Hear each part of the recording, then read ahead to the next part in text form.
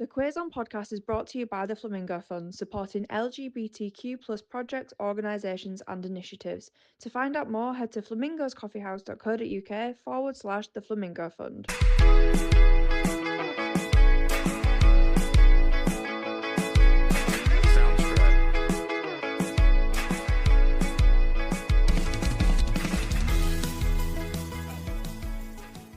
Hello and welcome back to the Quiz On podcast with me, Alex Mitchell. And me, Hollie Nub. This week we are joined by yet another fantastic guest, an incredible comedian. Please welcome to the podcast, Jessie Nixon. Woohoo! Hello!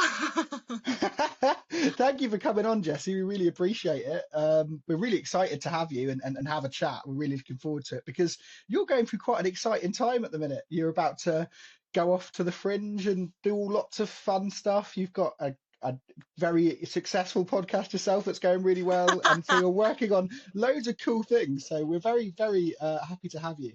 But when we start the podcast, we start with a question from me, and that is always because it's a remote episode, where are you and what are you drinking? Oh, great question. Okay, I'm so sad that I'm going to answer it really boringly. I'm in my flat and so I was just having a phone call with the gorgeous Sean Morley earlier, who's given me some directorial advice for my show. And he was like, how are you doing? And I was like, I'm getting really hench is what I'm doing. I just think it's a really funny joke to like quit my day job and just get like really mega hench and just like get huge muscles. So I'm at the gym almost every day, and I have to stay very hydrated to do that. So I'm drinking a boring John Lewis. This was £2, this receptacle from John Lewis, bottle of water. But I think the exciting thing that I can offer you, and this is where it's a shame that it's not a visual medium, is a shot of Alan, my baby cat, who is oh my goodness me. I Alan the appreciate that cat's on the so pod. much. I really appreciate that, Jessie. Thank you. you needed that today. Yeah. You might be my favourite Great. guest, actually. No one's ever shown us their well, for want of a better word, pussy before. You're getting hench. That's what you're spending a lot of time in the gym. Is that that's what you've decided to do now you've quit your day job? Yeah, well, because I think I don't know how people do it when they have no day job, because this is literally, I'm on day 2 with no day job. I left it last weekend. Wow. So I don't know what I'm doing, but I don't want to go mad. Like, I think it would be so easy to just stay in bed all day and get up at like 2 p.m. and then, like not have enough structure. So I'm trying to use the gym as like the thing where it's like, well, you have to be at the gym by this time, and that's how you, like, I don't know, does that sound really pathetic? I basically want to be a muscle. That makes perfect sense. That makes perfect sense. I get, like, when I quit my day job, it was very much the first few weeks I did the opposite of you, and I was like, this is gonna be great. I'm not going to have to start work till 3 p.m. and life's gonna be sweet. And then very quickly you're like, oh, this is destroying me. Like, Yeah. yeah. I think I might have frozen on a picture of Alan. Like, I can't You see my have, face yeah. anymore. Yeah. Oh, That's okay. 1 second. He's called Alan as well. That makes things so much better. Yeah, and he's really got Alan the the cat. personality of an Alan as well. He's literally so 6 months nice. old, and he's really like cautious. He actually does have Alan Bennett's personality. Great, amazing. That's the perfect personality for a cat. I imagine that's how all cats should be, to be fair. Yeah. He's like, it was a Tupperware sky on a winter's day when I first was offered a dreamy by my owner, Jessie. I mean, what makes it even better is that me and Hollie are both northern. We live up north, Yeah, which I is definitely could ask you to do it. phenomenal. Congratulations for quitting your job. What were you Oh, doing before? thank you. Oh, it was very boring. I was just at the civil service, and it was really dull. But I just Yeah. needed to save up enough money that I can like catch myself if I suddenly get really bad at comedy. I don't think that'll happen. I think you'll be pretty safe at this point. I think you'll be all right. Like, second question on the podcast always comes from Hollie. It's our only other format point. Hollie, what is your question this week? How do you think Iron Man identifies sexually?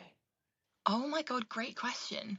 Thank Okay, you. so It's a good one. do you mean Tony Stark, or do you mean, like, I know they're the same guy, but like, I feel like it might be different depending on whether he's Tony or whether he's Iron Man. Iron Man. It has Mhm. to be the character. I think he. Ooh, what do I think? I'm getting like top vibes from Iron Man and bottom vibes from Tony Stark. So I'm gonna Oh, say like, 100. Yeah. yeah, If Tony Stark could, he would make that happen as well. That's yeah. very much Tony what he's Stark working wants Iron towards. Man to step on his throat. Yeah. This is the answer we want. Whenever I say something like this, Holly gets cross with me. But I think I completely agree with you. Like it came from the fact that we were discussing initially the kinks of different cartoon characters, and Oh I my god, I love suggested that. that. And I suggested that Buzz Lightyear's into pain, and he wants Bo Peep to step on his balls. Was what I He's said. into like those like electric wand things, you know. Yeah, That's why he's 100%. called Yeah. Buzz Lightyear. Yeah, he was. Wake up, Yeah, people. I think his infinity was different to everyone else's. That's all I'm saying. That's Yeah, Infinity and Beyond is obviously about edging. Come on. Wait, but who's the kinkiest Avenger? The kinkiest Avenger. Well, I mean, that's got to be Thor, surely. And the guy's a god. He can sort of probably get away with what he wants. Yeah, he's Right? into electro play as well, I fear. Who else? What about what's that guy, Hawkeye? I feel like he might be a little ooh. Oh no, I think he's missionary with the lights off. That's he's just because of the Avengers, he is the most missionary with the lights off of all of them. Because Yeah, what can he he's do? pretty cool. Yeah, everyone So else is like, I'm a god, I've got super strength, I can fly, I I'm good reckon at the Hulk archery. is like the biggest sub in the world. The Hulk is like 100%. insanely expensive. interesting. Isn't there a bit where like Scarlett Johansson's character, like to calm him down, is always like, the sun's getting real low, big guy. Yeah. Like, come on. Like that tells you all you need to know. Like so it's the dream. If I could just talk about this for like an hour, that'd be sick. It's a very exciting time for you. You are about to go to your first Edinburgh Fringe. Yeah, my first sort of quote unquote proper one. I've been up with like work in progresses and split bills and stuff, but I haven't like done all the bells and whistles before, and this year I am. Which is Exciting. really exciting. So is this like you've got work in progress shows before, so this isn't like your first hour show. You've done shows before, but what are you most excited for with taking this show to the Fringe? Oh, I think like not having to necessarily, like, this sounds silly because I know it's going to be really hard work, but like not having to do all the like really kind of sloggy, like boring jobs. Like I'll have flyers, so I won't have to like flyer for 3 hours before the show myself, and like I have PR, so I don't need to email everybody under the sun all the time because someone else can do that. Like I'm just excited to kind of take it easy. Also this morning, hot scoop, you know what I mean? Hot scoop sounds bad. Hot scoop, yeah. What's it called? Fresh scoop? What's the phrase? Just a scoop, a scoop. Yeah, a hot scoop doesn't sound good. Hot scoop sounds poo related. Alan's done a hot scoop this morning. That's okay. Well, you know what I mean. Yes, it is. Scoop alert. I'm just got wind today via Instagram of who I'm going to live with during the Fringe. Which is the best, I think, 2 people I could be living with. It's an amazing house of like 5, and I just looked it up, and it's a really lovely big house, and it's at the moment there's 5 rooms. One of them has me in it, and 2 of them are vacant at the moment, and then the other 2 have Josh Glantz and Rajiv Carrier in them, and I just think that's a good combo. house. Yeah. That's a good house. So I don't know who's going to be in where I'm staying. So I'm staying in like a student accommodation, student flats, but each flat's got like 4 rooms. But I've not been told yet who I'm with. Mystery bundle. I know, yeah, exactly. But then I'm quite concerned, like, because there's always the chance that it'll be someone I've not met before, but that I'm a fan of. And I don't know how I'll negotiate that scenario. Like... Yes. Do you have it where you're like a bitch to celebrity? I have this where I am so afraid of coming across sycophantic that I like almost overcorrect, and I'm like kind of cold to people that I really admire. I'm like a bit of a bitch to them because I'd rather they think I'm a bitch than they think I'm like up their ass. I think I still come across as too up their arse. I think I still come across. I try, but I still like. There's The when you adoration start. just like bleeds through your pores. Yeah, when this is like when this like first became my job, and then it was like I was doing like quote unquote proper gigs, like, Yeah, and then you're gigging with people. You're like, I get to now travel quite a bit. So like before I quit my day job, all my gigs were up north, right? And so you had like the Northern Circuit, and there are some quite well-known people up here. But then it was like when I got to go and like do the London Circuit more properly, and then it's like, oh, you're gigging with people like Harriet Kemsley, Kay Kurd, Nathan Caton, who you're yeah. like I'm genuine fans of. Yeah, That's when you're it was like, I like, saw you on oh telly when I shit, was a child. Like, how am I yeah. meant to I how am I literally, meant to navigate that? embarrassingly, I did say that to Nathan Caton. Did say to him, I watched you on Live at the Apollo when I was 12, and he was like, okay, hello. Like, it Yeah, was, That's sweet. yeah, that's the sort of vibe I give. But I think I'm quite like that in life anyway, because I think whenever I'm in any green room, I try and be that whole like rein it in, rein it in, yeah. don't just talk at these people. Mm. But I do find that more difficult because I'm just interested. I mean, that's very much what this podcast is an excuse for. I'm just interested in these people Yeah, because we're all a bit bonkers to do this job. yeah. Like that's where we're at. So I do find it interesting. So And also, I yeah, think that's it my is a fear. bit weird to kind of meet someone mega successful and then act as if you're like peers that are have the Yeah. exact same life experiences. I do quite a lot of tour support, and I think it would be really weird if, because I like did Lou Sanders, and I always think of Lou Sanders as a one where I was like a bit aloof with her because I didn't want her to think I was obsessive, because I was a huge fan. And I yeah, like I think it'd be really weird if I was like, all right, Lou, what are you up to? Like, you know what I mean? Just like almost comes across a bit cocky if you don't acknowledge that they've been in the game like 20 years longer than you or whatever. I don't know. I Yeah. love that your like comfortable persona was just a Cockney. That Yeah, was all right, great. Lou. No, all right, Right, Lou, Lou. what's up? Like, what's happening? I was just that I could understand why that would put her off more. That would. Yeah. It's like, because this doesn't really happen in like any other career as well. Like, say if you were like a footballer, for example, you're not going to go from being absolutely no one to suddenly like spending time with like someone really famous. Can't It's think of like, a it's like I footballer. was going to say name a famous Oh footballer. God, I we're all dare too you. gay for this. Quick, who's won? Rafael Nadal. No, wait, he's tennis. I know what you're saying. I get what you're saying. Where it's Messi. like that Messi. Lionel Messi. Yeah. Messi. yes. This is we've really hit the footballer demographic. I'm so glad we've tapped into a new audience on this episode, guys. We've really done well. I think I do get what you're saying though, Holly, where it's like, yeah, you do meet these people who are like you wouldn't meet in any other career or any other walk of life, and suddenly it just happens. And we are also like, to do this job, you have to have been like a fan of comedians for a long time. Yeah. You know what I mean? So when you meet those people, it's quite I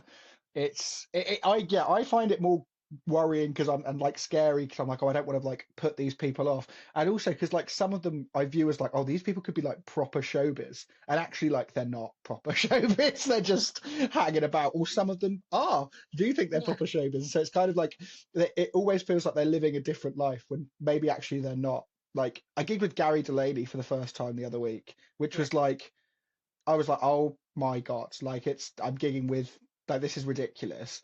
And then he was just chatting to everyone else, just kind of casually and normally. And I was like, oh, he's got a normal life. Like, it's like, oh, he Yeah. still has to go to Tesco.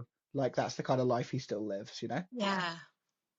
Yeah. And it's like that. So that was quite a nice moment for me. It was like, I realized, oh, okay, we're actually all kind of normal. That's fine.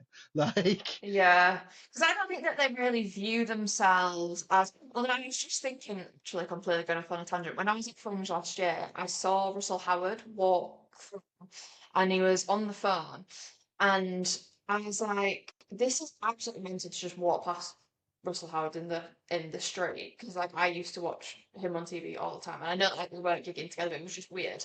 Yeah.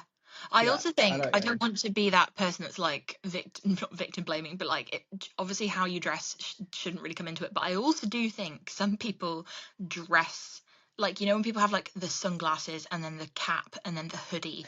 I'm like, Yeah. you look famous, like this is giving famous and doesn't want to get spotted, you know. And some people are, it's like, just have one of those things, and I won't be so It's suspicious. quite pick me, isn't it? It's quite pick me to Yeah, have all of them. Be like, I'm yeah. gonna go out so incognito that everyone will think, oh, this guy must be famous. Yeah, and then it's like so Yeah. disappointing when it's like just someone from like MasterChef. Do you know what I mean? It's like you really didn't need to do that. Like, I don't think you're getting stopped loads. But it is interesting and very, we can sort of loosely make a great Mm, link, which is that, you know, you're talking about the aesthetics of those people. And today we're talking about those sort of queer aesthetics and how in sort of circles of queer friends, there can be lots of different sort of queer aesthetics. And it's really interesting because we have chatted to a couple of drag queens on this podcast mm, before, and that's been really exciting and really cool. But I think sometimes there is a like a confusion amongst it where like the queer aesthetic is either seen as dressing pretty straight or dressing like a drag queen. Like it seems yeah. like it's like a spectrum that's so polar opposite at either end, whereas actually there is a lot more to it. um Firstly, why did you bring this topic to us? Why did you want to talk about this? I think because my like knowledge of the kind of queer landscape is so heavily informed by my close group of friends because we're all queer, and it's like a really kind of decades long joke that we have of like, if we swapped aesthetics we would all look fucking mental, because we've got like couple of gays, couple of leathers, and we've got mainly bisexual and pansexual girlies. And so like my friend Hannah dresses like a goth and has done, like a goth witch, and has done for like 10 years, and she'll be in like black, loads of jewelry, big kind of dominatrix shoes, loads of tats. And then you've got Daniel, whose like group name in the group chat is Twink182 and has been for about 25 years, or since Facebook Lovely. existed. And he is going to be wearing like probably something designer. He's sticking to like pale pastel colors and like pinstripes and very classy stuff and like expensive jewelry. And he's got like perfectly coiffed hair. And then you've got like me and the like low effort bisexuals, where it's like basically normal clothes but everything's slightly rolled up, you know, the classic. Yeah. And then like, yeah, we've got some like lovely, sexy, edgy lesbians. My friend Anna, who has like the perfect figure. She like literally has the perfect body, and so she can kind of wear whatever she likes, but she dresses pretty cool. And it's a lot of like loud shirts. Like, I don't know if you've seen I Think You Should Leave. It's like some very complicated shirts that Tim Robinson would really like.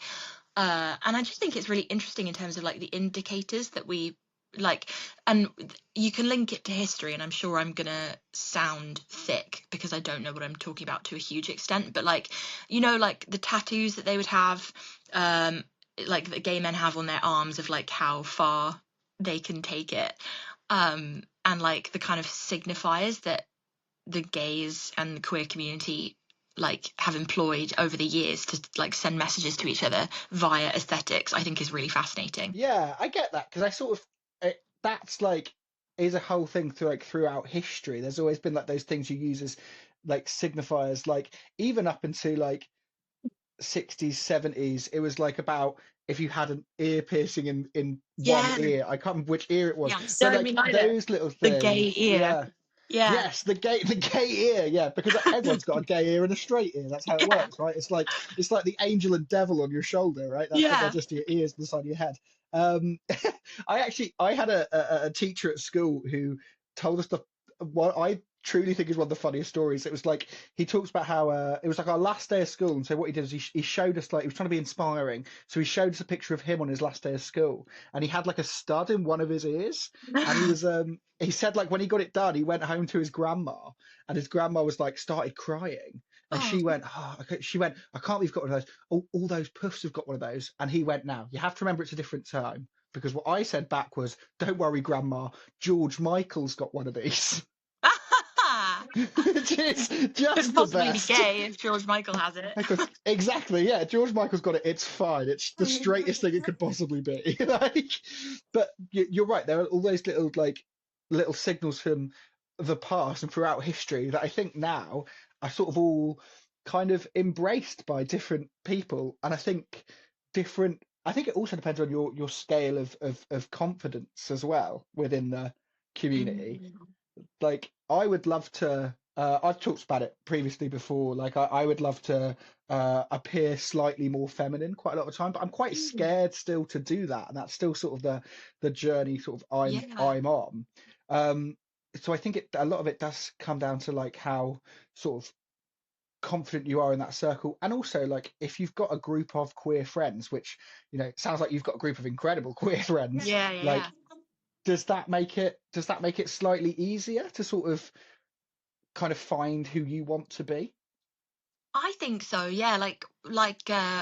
We've all like informed each other's sort of dress senses and fashion choices over the years, and I think it's, as you say, it's like a level of kind of how bold do you feel comfortable being, and Mm. where are you in the country, how tolerant is, like, we all grew up in Bristol, so it was kind of nice because it was like, pretty safe to like fuck about with your fashion, and we used to take Daniel out in drag all the time, because it was fun. It was fun, like doing his makeup, and it was fun taking him to the club, But and I think, yeah, it provides a lot of support when it's like I'm dressing normally, and I'm also kind of Daniel's bodyguard on that night, and I'm just like really happy to fucking tear into anyone that wants to give Daniel any shit. Should have checked if you were allowed to swear before I said that sentence, but whatever. Yes, Oh, yes, you she can can. swear. You can swear. You can swear. Okay. Go for it. But like, it's just, yeah, it's like Daniel can go out in drag, and I will beat the shit out of anyone that gives him an issue, and Yeah. that's gonna definitely be conducive to him feeling comfortable going out in drag. But if he was with a group of, I don't know, straight guys, and who were gonna be complicit and not gonna stand up for him, then he wouldn't feel comfortable doing it. And so, like, I think having a strong aesthetic is this sign of kind of like risk taking and courage and like authenticity. And annoyingly, a lot of people are in a place where they can't live like that because it's not going to be received well. But it's like, I mean, it's just an inherently political act, really, isn't it? Like to dress in a non-conforming way that indicates that you might be different and be subversive. It's rebellious, isn't it? It's an act of rebellion, and I also think that's why, like, I mean, look, the majority of my queer friends I have met through comedy, and I think Mm. for me and possibly for some of them, comedy started, or performing started, as almost as an act of rebellion as well. Yeah. Yeah, and I think like especially like because I mean for me growing up, I grew up in a small town like just next to Mm. Luton, so not much was going on. We didn't Yeah. we didn't have much going on. We've just opened our first gay bar. It is amazing, I will say that. Oh, It's so good. It's an old pub called the Rose and Crown, but it's now called Rose Till Close, which is nice. sexy as hell. Like, Yeah. it's, You need to be um, sponsored by that yeah. pub because you mention it a lot on this podcast. I Yeah. love it. Rose and I'm just Crown. trying to drum up business for them. I went to their gay hip hop night the other night. It was amazing. It was Email it was them. Email incredible. them and get a sponsorship. Yeah, I was going to do that straight after this. Yes, Actually, do Yeah. that's that. too close. Jessie, I need to just circle back to be corporate Yeah. on a point that you made. You said something about a tattoo that gay men get to say how much they can take. I was thinking you expand on that because I have Yeah. no idea what you're talking Alex, do you want to take this away, or no? Um, I would love to be able to, but I also don't have a fucking clue what you're talking about. Ah, oh God. Well, now I'm worried that I I'm like sure have it's been a thing. misinformed. No. Listeners, sound off in the comments, and I'll dox myself if needs be, and you can all send dog shit to my house if I'm wrong.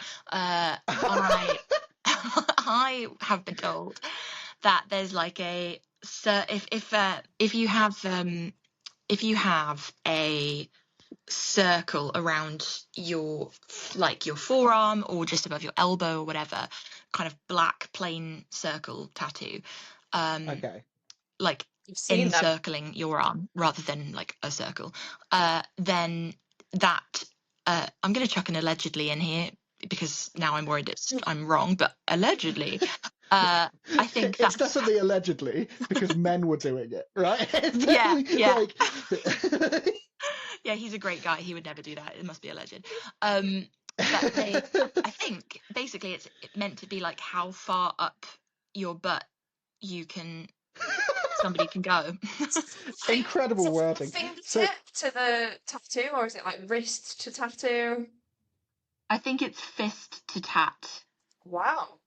Fist to Tat, which was actually the first name that was taken off for our podcast. We were going to be called Fist to Tat. Rose till close, from fist to tap. Till tats. Yeah, that's their slogan. Yeah.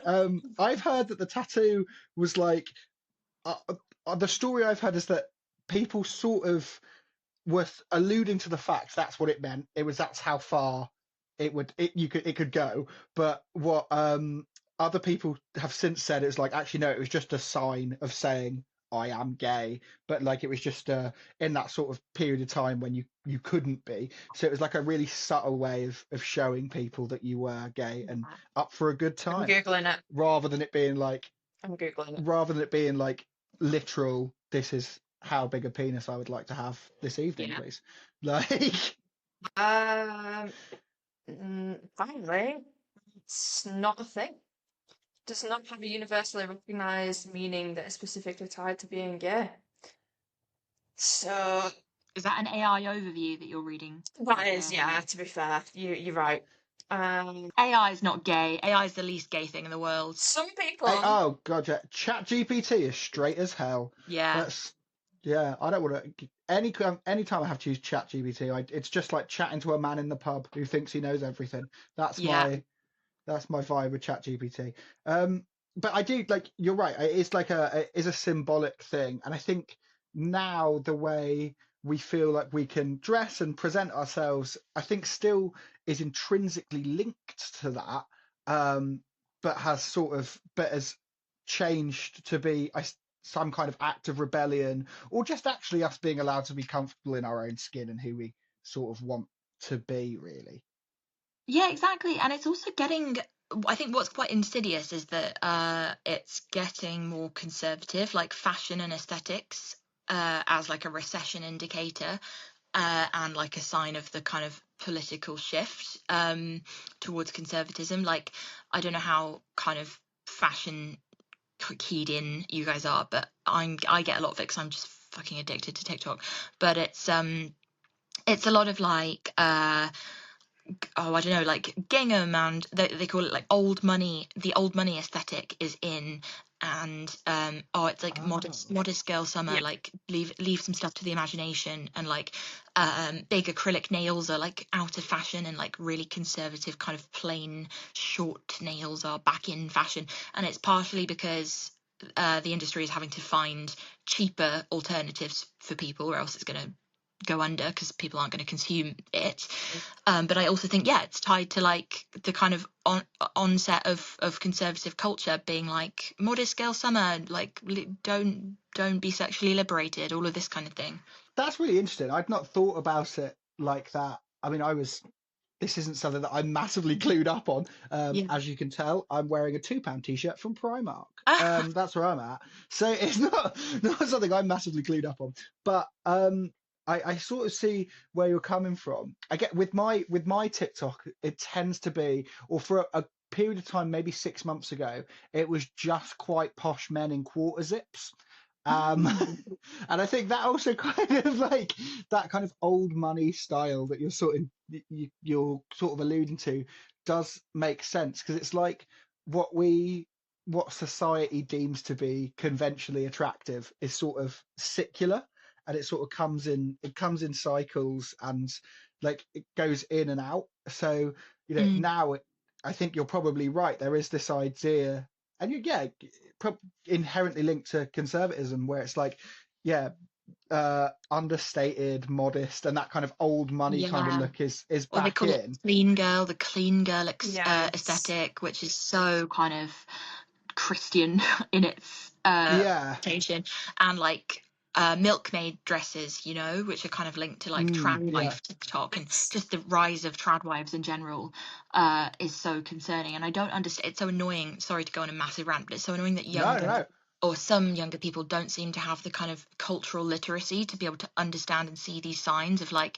there's a reason that you're being told to like wear minimal makeup and modest clothes and have short, square, practical nails so that you can get all of your housework done and then wank off your husband at the end of the day with no problem. Like, all of that is bad.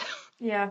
Yeah, it is, you're right. And then I think like it being sort of like with it being secular, these things sort of come and change depending on what society's thinking. I think back to like early 2010s, and everything was like big colours, big hooped earrings, that kind of thing Yeah. was in when I was like in my early teens, that was the whole sort of look then. But I think that was then sort of a part of me where it's like again it's sort of changed now. But I do think you're right. It's linked completely to misogyny and sexism. Even that was like, now we want girls to be like, I like confident and loud girls. Like people used to say that. I like like all women should be allowed to be confident, right? It shouldn't just be the Yeah. ones you like. Like, Yeah. Well, people I say mean, that that was a response, like all of the like the 70s and 80s, where it was all really mm, loud and kind of synthetic. It was because of like like factory revolutions and being able to produce stuff more quickly and make fashion more accessible, but also because of birth control and divorce and like an end to an end to some sexist legislation around women, like being able to get a divorce and be able to ban marital rape and that kind of thing. And with the liberation of women came the liberation of women's fashion, and I think that's kind of run its course from like the 70s to the 2010s. And because the pendulum has to swing back, we're now kind of going back to like 50s 60s Mm. kind of shut up and get in the kitchen vibe. Yeah. the state of Gilead. Yeah. I've been Mm. a bit of a victim of this whole like neutrality thing, and like my house at one point just became so ridiculously beige.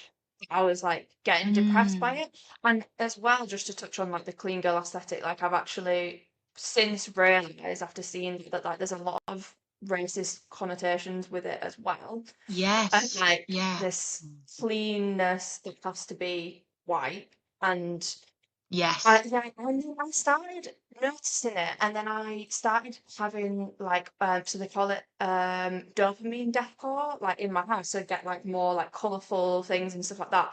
And I think that really helps like ADHD wise too. Like it just helps my brain, and it's so much nicer to be in my house now, surrounded by like things that are functional, that look good, and like just bring a little bit of brightness as opposed to just that dull. Like, have you seen the like the kids' rooms? Like sometimes I don't know why I find myself on like mum TikTok, Oh my God, yeah, I have seen and these, and they're like children's toys and yeah, stuff. and they're just this beige room, and it's got nothing in it, and it's like a main thing that kids need is like this stimulation of colours and different textures and all exploring the world, and it's Yeah. just beige and grey, and it's like And it's so selfish as yeah, well. Like you're detrimenting the development of your child because you want to like maintain this boring as fuck beige sort of Mormon aesthetic that you have in your fucking yeah, house. yeah, And like I don't know, the sort of solipsism of assuming that having a beige house sets you above people or is going to kind of be a catalyst to people making a positive assumption about you. yeah, Like I'm not making a positive assumption if I see your beige as fuck children's nursery with your like what is it called when it's like is it like an aerial, you know, when they have like a thing above their bed that yeah, like yeah. twizzles What's that around. called? They have them, but they're like all bits of cardboard instead of anything Yeah, colourful. Yeah. yeah, It's it horrible. is. And again, it's like, and it's, do you know what it really links? This is a bit of a tangent, but I've been wanting to get annoyed about this for ages. Is people need to stop naming their babies as if they're going to be babies forever. Yes. Oh, Yes. 100%. The name, I'm sorry to anybody listening called Teddy, but or stop calling your kids Teddy. At Yeah. some point, Teddy is going to be 35 and working in HR. Like, it needs Yeah. to stop. That's my opinion And on call your it. child Minnie if it's not going to be Minnie forever. Yeah. If Minnie ever has like a thyroid issue and ends up overweight, then Minnie's going to really fucking Yes. resent being called Yeah. Minnie. What if she's Poor a baby. munter? Like, what are you gonna do about that? Yeah. What if she's a munt? Consider that Bonnie might be a munter. I love that literally 10 minutes ago you're like, oh, can I swear on this podcast? And now you're like, Yes. you're fucking Mormon house and what if your child's a munter? Yeah, the real me's coming out. But do you know, I actually, love it. this links really nicely back because do you guys know about Nara Smith, Yes. the influencer? Yeah, she's like a trad wife influencer, and her kids are called Slim. I think he's called like Slim John or something, and the daughter is called Rumble Honey, which is just like what the What fuck? actual fuck? Yeah, I mean, that's like But I think there's that trend of like famous people kid names. Again, I'm going back to like I think like 2010s peak X Factor in this country was when like people who were like famous for being famous or had like maybe not reality TV, but just celebrities in general would like give their kids deliberately insane names. Like Jamie Oliver's the worst for it. Like Jamie God, Oliver's what is kids' it called? names. Oh, I'm gonna have to Google it, but one of them, I swear to God, has got the middle names like Spaghetti I think Rocket. Like Oh, for it's God's sake. absolutely Beyonce kind mental. of Yeah, it's started it, insane. Hang on, let didn't me. she? And then it just kind of like people just. Or Gwyneth Paltrow started it Oh because she yeah. called hers Oh Apple. yes. Yeah, Yeah, that's you're right. But so. I wonder Jamie if that. Oliver's kids. Oh, go Oh on. my God, they're so much worse than I thought. So Jamie Oliver's. He's also got loads. He's got 5 kids. They're called. These are all full Oh, names. Poppy Honey Rosie. That's one. Oh, Daisy Boo Pamela. oh Petal Jesus. Blossom. This is the worst one. Petal Blossom Rainbow. Oh, This is my favorite one actually. Buddy Bear Maurice. oh, Um, and the last one, which is the one I was thinking of, it's not Spaghetti Rocket. It's River Rocket Blue Dallas. that is abuse. I'm oh sorry if my that is No, God. abuse. I. Isn't Buddy Bear that like ham stuff that you used to get from like Morrison's when we were younger that was just like not meat? Oh my God, it is. Yeah, Buddy Bear That's Buddy is Bear, the wasn't it? ham. Yeah, I'm pretty sure it was. Oh Jesus. that's awful. But I quite like the fact he's gone with Buddy Bear and then just thrown in Maurice at the end because I But think also, like like, okay, sorry to be really dark, but like, if Buddy Bear grows up and decides to be a serial killer, Yeah. can you imagine? Like Buddy Bear, the Buddy serial Bear's killer. Are you hilarious. kidding? yeah, But I that wonder that if would that's. never get made into a Netflix doc. Like no Yeah. one's turning the Buddy Bear murders I into a don't Netflix know. doc. They're like, even Buddy for us, Bear, this the is too Brooklyn silly. Butcher. Yeah. Do you think that's Oh like. God. Is that like a wealth indicator though? I wonder, like Gwyneth Paltrow calling it Apple and for Jamie Oliver and Beyonce, because these kids don't have to have serious names because they don't need to Yeah. like send their CV to a recruiter. Yeah. Do you know what I mean? I also think it sends a message that like we're untouchable. We can do Yeah. completely what we want. And it's like taking that sort of idea of I can do what I want, but taking it far too fucking far. Like you can do you call your kids what you want. That's like fine and sweet and great. And dress how you want and live your life how you want to live it. But maybe don't call your kid Buddy Bear Maurice. Like Yeah. Yeah. it's taking it to another level. It feels kind of virtue signally like I've got so much money, I can do whatever I can be this flamboyant, without having a care in the world for the repercussions of that. You know what I They're mean? also so gendered, those names, like Yeah, Jamie Oliver's ones. Like you'd kind of get tricked into thinking they're not because they're like mental names that nobody would be yeah. called. But actually, All his like, girls' ones end in like LY or LIE. Yeah.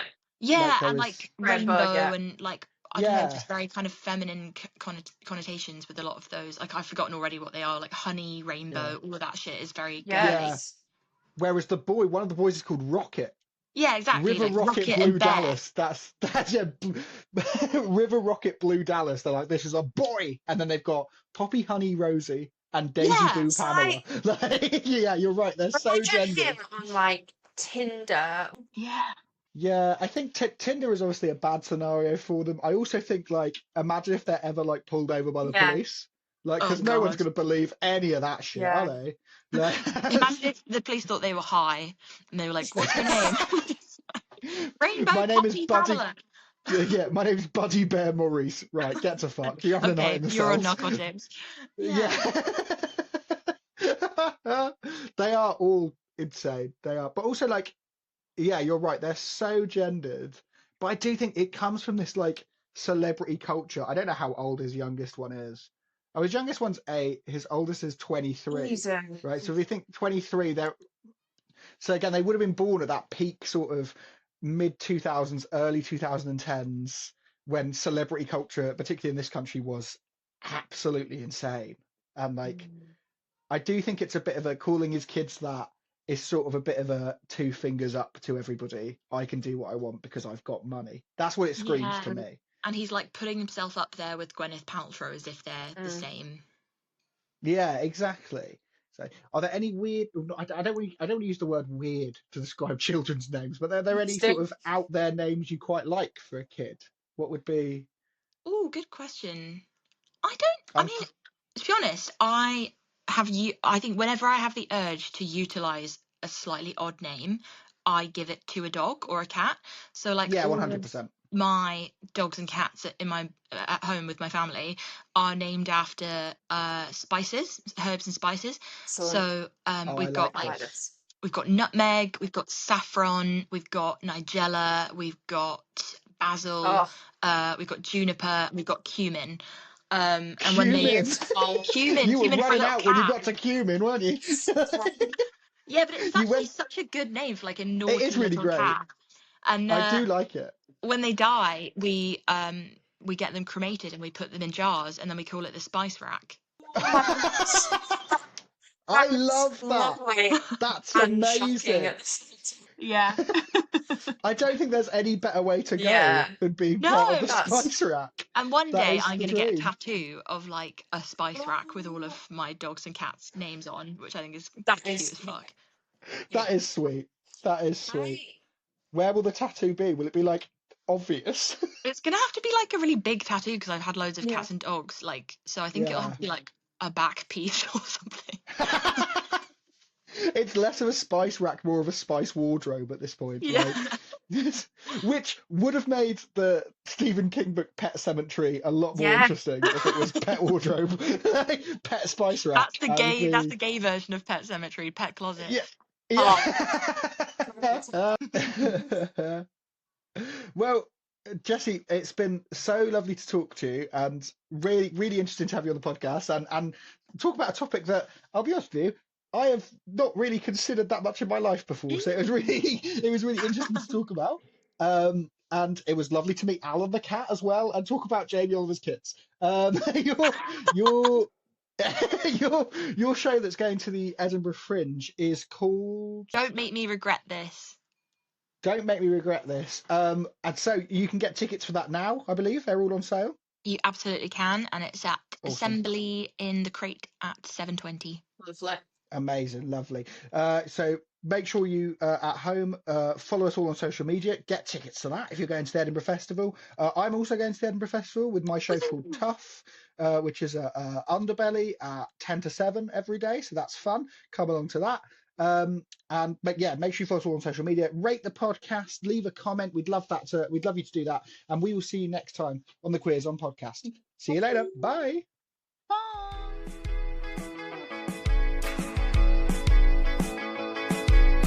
Sounds great.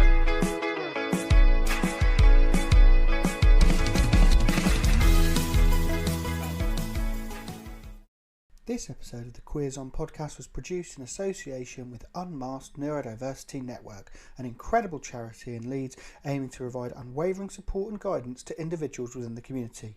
To donate or find out more, visit unmaskednn.co.uk.